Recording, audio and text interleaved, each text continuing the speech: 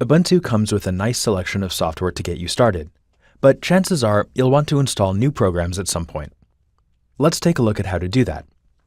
I'll click on Activities and type the word Software. And here's an app called Ubuntu Software.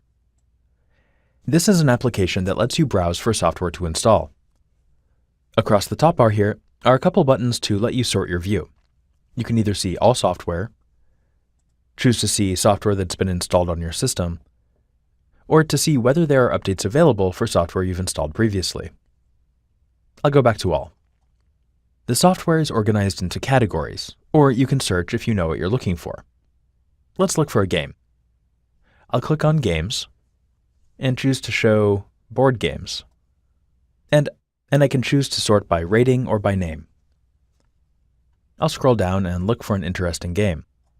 This chess application looks interesting. I'll click on it to find out some more information. Here's a description and a screenshot.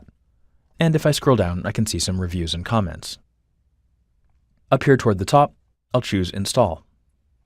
I'm prompted for my password because we're adding software to the system. I'll type it in and press Authenticate. When the download finishes, I'll see a button that says Launch in the software application. I can click it to open the game, or I can search for the app. There it is. And now I can spend some quality time playing chess.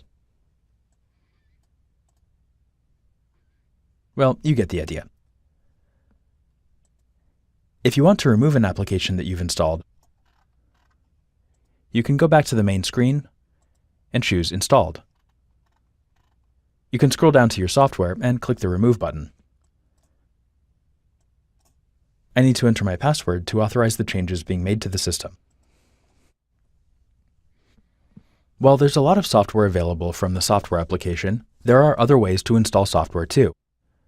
Primarily, you can download an installer image, or a pre-compiled binary, or you can download source code and build the software yourself. Let's take a look at downloading an installation package. I'll download the popular Atom text editor from atom.io. To do that, I'll open up the web browser and browse to atom.io. I'll scroll down a little bit. Here I have options to download a .deb file and a .rpm file. On Ubuntu, the .deb file is what we want. The extension represents Debian, the distro on which Ubuntu is based. The RPM one is for Red Hat, or distros derived from it. I'll download the DEB file. And when it's done, I'll go over to my downloads and open it up. That opens in the software app we saw earlier. And here we have the option to install it.